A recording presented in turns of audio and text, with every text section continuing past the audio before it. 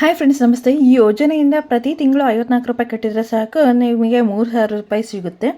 ಏನು ಎತ್ತ ಹೇಗೆ ಅಂತ ಹೇಳಿ ಅದ್ರ ಎಲ್ಲದನ್ನು ಕೂಡ ಇದೇ ಈ ವಿಡಿಯೋದಲ್ಲಿ ಹೇಳ್ತಾ ಹೋಗ್ತೀನಿ. ಅದಕ್ಕಿಂತ ಮುಂಚೆ ನಮ್ಮ ಚಾನಲ್ಗೆ ಸಬ್ಸ್ಕ್ರೈಬ್ ಆಗಿ ಅಂತ ಹೇಳ್ತಾ, ಆರಾಮಾಗಿ ನೀವು 3000 ರೂಪಾಯಿನ ಗಳಿಸ್ಬೋದು ಅಂತ ಹೇಳ್ತಾ ಈ ವಿಡಿಯೋನ ಫುಲ್ ನೋಡಿ. ಅವಾಗ ಮಾತ್ರ ಇನ್ಫಾರ್ಮೇಷನ್ ಗೊತ್ತಾಗುತ್ತೆ.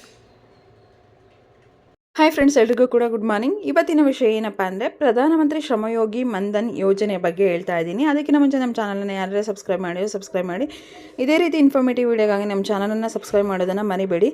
ಈ ಯೋಜನೆ ಬಗ್ಗೆ ಹೆಚ್ಚಿನ ಮಾಹಿತಿಯನ್ನು ಕೂಡ ತಿಳ್ಕೊಳ್ಳೋಣ. ಈಗ PMSY ಪ್ರಧಾನಮಂತ್ರಿ ಶ್ರಮಯೋಗಿ ಮನ್ಧನ್ ಯೋಜನೆ, ಓಕೆನಾ. ಈ ಯೋಜನೆ ಬಗ್ಗೆ ನೀವು ಏನು ಎತ್ತ ಅಂತ ಇವಾಗ ತಿಳ್ಕೊಳ್ತಾ ಹೋಗೋಣ. ಇದರಿಂದ ನಾವು ಲಾಭವನ್ನು ಪಡ್ಕೊಳೋದಂಗೆ, ಪ್ರಯೋಜನವನ್ನು ಪಡ್ಕೊಳೋದಂಗೆ, ಇದ್ರ ಬೆನಿಫಿಟ್ ಏನು, ಈ ಯೋಜನೆ ಬಗ್ಗೆ ಹೆಚ್ಚಿನ ಮಾಹಿತಿಯನ್ನು ಪಡ್ಕೋಬೇಕು ಅಂದರೆ ನಮ್ಮ ಚಾನಲ್ನ ಸಬ್ಸ್ಕ್ರೈಬ್ ಮಾಡಿ. ಹೌದು, ಪ್ರಧಾನಮಂತ್ರಿ ಶ್ರಮಯೋಗಿ ಮನ್ಧನ್ ಯೋಜನೆಯ ಪ್ರಯೋಜನಗಳೇನು, ಪ್ರಧಾನಮಂತ್ರಿ ಶ್ರಮಯೋಗಿ ಮನ್ಧನ್ ಯೋಜನೆಯ ಅರ್ಹತೆ ಮಾನದಂಡಗಳೇನು, ಮತ್ತು ಪ್ರವೇಶ ಸೇವಾ ಶುಲ್ಕ ಏನು, ಮತ್ತು ಕೇಂದ್ರ ಸರ್ಕಾರದ ವಂತಿಕೆ ಪಾವತಿ ಬಗ್ಗೆ ತಿಳ್ಕೊಳ್ಳೋಣ. PMSYM ಯೋಜನೆ ಎಂಬುದು ಅಸಂಘಟಿತ ಕಾರ್ಮಿಕರ ವೃದ್ಧಾಪ್ಯ ರಕ್ಷಣೆ ಮತ್ತು ಸಾಮಾಜಿಕ ಭದ್ರತೆಗಾಗಿ ಮಾಡಲಾಗಿರ್ತಕ್ಕಂತಹ ಯೋಜನೆ. ಇನ್ನು ಅಸಂಘಟಿತ ಕಾರ್ಮಿಕರು ಹೆಚ್ಚಾಗಿ ಗೃಹಾಧಾರಿತ ಕೆಲಸಗಾರರು, ಲೈಕ್ ಬೀದಿ ವ್ಯಾಪಾರಿಗಳು, ಮಧ್ಯಾಹ್ನದ ಊಟದ ವ್ಯವಸ್ಥೆಯನ್ನು ಮಾಡುವ ಕೆಲಸಗಾರರು, ಕಟಿಂಗ್ ಅಂಗಡಿಯಲ್ಲಿ ಇಟ್ಟಿಗೆ ಗೂಡು ಕೆಲಸಗಾರರು, ಚಮ್ಮಾರರು, ಚಿಂದಿ ಆಯುವವರು,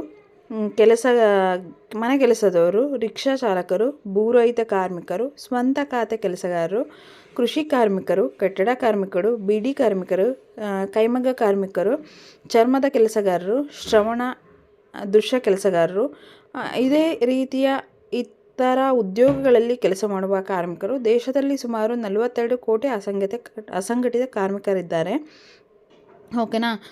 ಇದರ ಪ್ರಯೋಜನ ಏನು? ಪ್ರಧಾನಮಂತ್ರಿ ಶ್ರಮಯೋಗಿ ಮನ್ಧನ್ ಯೋಜನೆಯ ಪ್ರಯೋಜನಗಳೇನು? ಇದು ಸ್ವಯಂ ಪ್ರೇರಿತ ಮತ್ತು ಕೊಡುಗೆಯ ಪಿಂಚಣಿಯಾಗಿದ್ದು, ಚಂದಾದಾರರು 60 ವರ್ಷ ವಯಸ್ಸನ್ನು ತಲುಪಿದ ನಂತರ ತಿಂಗಳಿಗೆ ಏನು ಮಾಡ್ಬೋದು, 3000 ರು ಕನಿಷ್ಠ ಖಚಿತವಾದ ಪಿಂಚಣಿಯನ್ನು ನೀವು ಪಡ್ಕೋಬೋದು, ಓಕೆನಾ. ಎಷ್ಟು? ಇನ್ನೊಂದು ಸಲ ಹೇಳ್ತಿದ್ದೀನಿ, ಕೇಳಿಸ್ಕೊಳ್ಳಿ. 3000 ರು ಕನಿಷ್ಠ ಖಚಿತವಾದ ಪಿಂಚಣಿಯನ್ನು ನೀವು ಪಡ್ಕೋಬೋದು.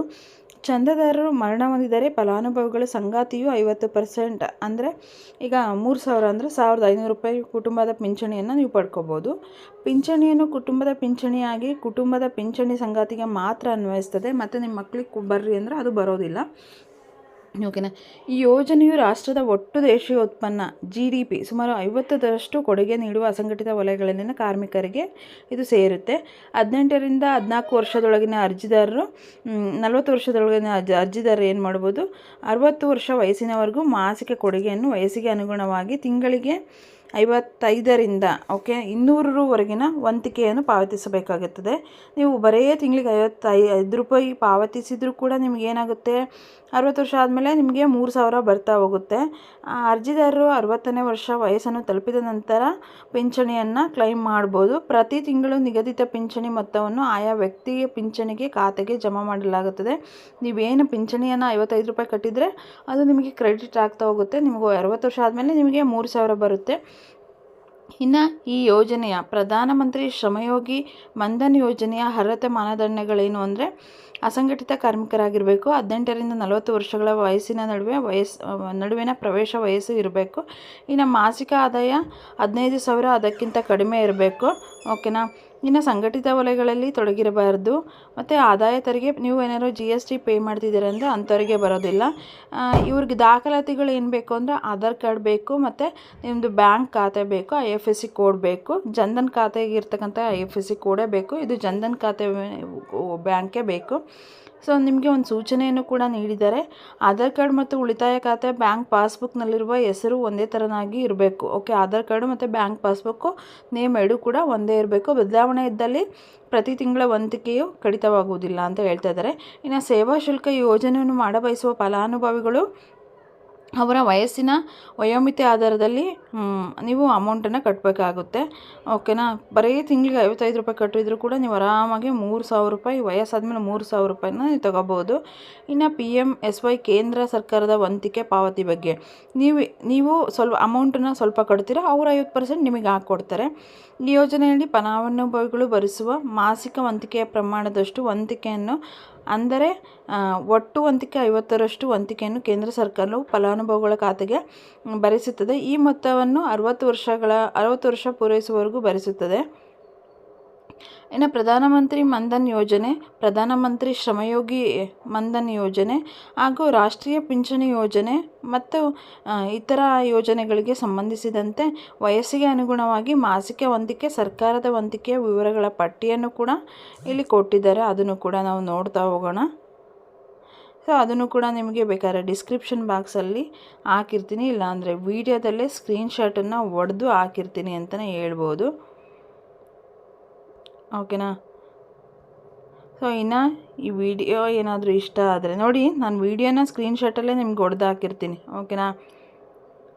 ನೋಡಿ, ಒಂದೇ ಒಂದು ಎಕ್ಸಾಂಪಲ್ ಕೊಡ್ತೀನಿ.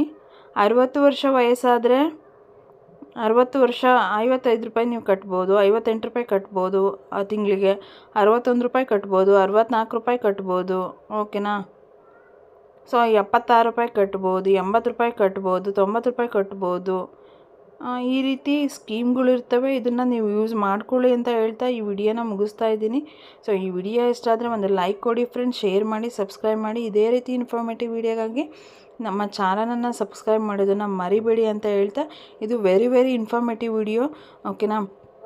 ನಿಮಗೆ ಏನಾದರೂ ಡೌಟ್ ಇದ್ದರೆ ಶ್ರೀ ಕ್ಷೇತ್ರ ಧರ್ಮಸ್ಥಳ ಗ್ರಾಮೀಣಾಭಿವೃದ್ಧಿ ಯೋಜನೆ ಇದೆಯಲ್ಲ, ಅಲ್ಲೂ ಕೂಡ ನೀವು ಇದ್ರ ಬಗ್ಗೆ ಇನ್ಫಾರ್ಮೇಷನ್ ಬೇಕು ಅಂದರೆ ಮಂಜುನಾಥ್ ಸಂಘ ಅಂತ ಏನು ಹೇಳ್ತಾರೋ ಅಲ್ಲೂ ಕೂಡ ಅದನ್ನು ಬೇಕಾದ್ರೆ ಹೋಗಿ ತಿಳ್ಕೊಬೋದು ಅಂತ ಹೇಳ್ತಾ ಈ ವಿಡಿಯೋನ ಮುಗಿಸ್ತಾ ಇದ್ದೀನಿ. Thanks for watching. Bye, take care, good night.